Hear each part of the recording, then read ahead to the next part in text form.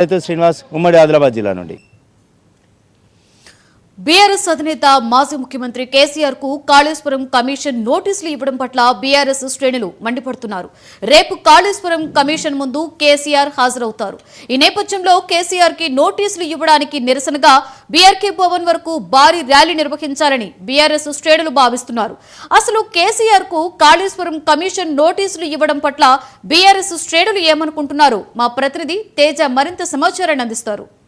Kaleshwaram commission కేసీఆర్కు నోటీసులు ఇవ్వటాన్ని BRS party శ్రేణులు చాలా తీవ్రంగా పరిగణిస్తున్నట్లుగానే చెప్పాలి. మొత్తంగా ఈ నెల 11వ తేదీన కేసీఆర్ కాళేశ్వరం కమిషన్ ముందు విచారణకు హాజరవుతున్నటువంటి నేపథ్యంలో అయితే మాత్రం బీఆర్ఎస్ పార్టీ శ్రేణులు తండోపతండాలుగా తరలి రావాలని చెప్పి నిర్ణయించినట్లుగా కూడా తెలుస్తుంది. ఇక గ్రేటర్ హైదరాబాద్తో పాటు దీనికి సమీపంగా ఉన్నటువంటి ఇటు నల్గొండ కానివ్వండి, అదేవిధంగా ఇటు జనగాం, సిద్దిపేట జిల్లాల నుంచి కూడా బీఆర్ఎస్ పార్టీ శ్రేణులు చాలా భారీగా తరలి రావాలని చెప్పి బీఆర్ఎస్ పార్టీ కీలకమైనటువంటి నాయకులు హరీష్ రావు, కేటీఆర్ కూడా ఇప్పటికే ఆ పార్టీ శ్రేణులకు ఒక పిలిపించినట్లుగా కూడా తెలుస్తుంది. ఎందుకంటే కవిత కూడా చేసినటువంటి వ్యాఖ్యలు కూడా మనం చూసాం.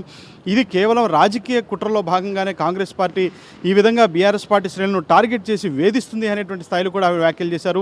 కాళేశ్వరం కమిషన్ అనేటువంటిది కేసీఆర్కు నోటీసులు ఇవ్వడం అంటే తెలంగాణలో ఉన్నటువంటి రైతాంగంతో పాటు మొత్తంగా తెలంగాణ ప్రజలందరికీ కూడా నోటీసులు ఇచ్చినట్లుగానే పరిగణించాలనేటువంటి విధంగా కూడా ఆవిడ మాట్లాడినటువంటి పరిస్థితులు కూడా చూసాం.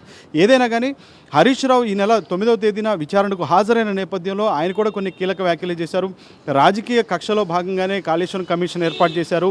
కాళేశ్వరం అనే ప్రాజెక్ట్ అనేటువంటిది తెలంగాణకి తలమానికంగా ఒక కల్పతరువుగా ఉండే విధంగా కూడా బీఆర్ఎస్ పార్టీ డిజైన్ చేసింది. దానికి సంబంధించినటువంటి అంటే ఎన్నో లక్షల ఎకరాలకు త్రాగునీరు కానీ సాగునీరు కానీ ఇచ్చే విధంగా కూడా చేసినటువంటి పరిస్థితుల్లో కూడా కనీసం ఎందుకు కాంగ్రెస్ పార్టీ ఈ విధంగా కక్ష సాధింపు చర్య చేస్తుంది?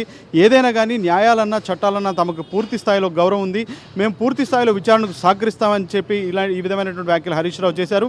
ఆయన విచారణకు హాజరయ్యారు. సో 115వ వ్యక్తిగా అంటే ఇప్పటివరకు 112 మందిని విచారించినటువంటి పీసీ ఘోష్ కమిషన్ అయితే మాత్రం 113వ వ్యక్తిగా అయితే ఈటల రాజేంద్ర అటెండ్ అయ్యారు. ఇక 114వ వ్యక్తిగా అటెండ్ అయినటువంటి హరీష్ రావు అటెండ్ అయ్యారు.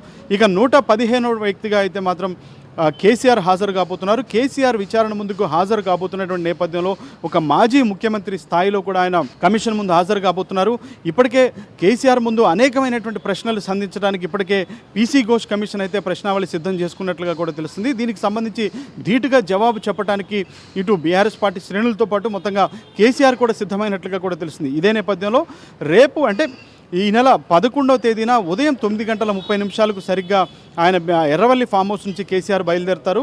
అక్కడి నుంచి భారీ ర్యాలీతో ఆయన తెలంగాణ భవన్కు చేరుకుంటారు. అనంతరం అక్కడి నుంచి 11:20 బీఆర్కే భవన్కు చేరుకుంటారు. బీఆర్కే భవన్ అక్కడ పీసీ ఘోష్ కమిషన్ ముందు, కాళేశ్వరం కమిషన్ ముందు ఆయన హాజరవబోతున్నారు. ఇదే నేపథ్యంలో మొత్తంగా కేసీఆర్ హాజరవుతున్న నేపథ్యం బీఆర్ఎస్ పార్టీ శ్రేణులు భారీగా కూడా కాన్వాయ్తో రాబోతున్నారు, కేసీఆర్తో రాబోతున్నారు అని తెలుస్తున్నటువంటి నేపథ్యంలో అయితే మాత్రం మొత్తంగా భారీ బందోబస్తును కూడా అక్కడ ఏర్పాటు చేసినటువంటి పరిస్థితి ఉంది. ఏదైనా కానీ తాము ఏ తప్పు చేయలేదు, తెలంగాణ రాష్ట్రం యొక్క అభివృద్ధి కోసమే తాము కాళేశ్వరం ప్రాజెక్టు తీసుకొచ్చాము.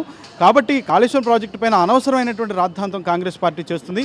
కాబట్టి విచారణకు చట్టాలంటే గౌరవం ఉంది కాబట్టి విచారణకు పూర్తి స్థాయిలో సహకరించడమే కాకుండా బయటకు వచ్చి కాంగ్రెస్ పార్టీ ఏ విధంగా రాజకీయ కక్ష సాధింపు చర్యలకు బీఆర్ఎస్ పార్టీ పైన పాల్గొంది అనేటువంటి అంశాలను ప్రజలు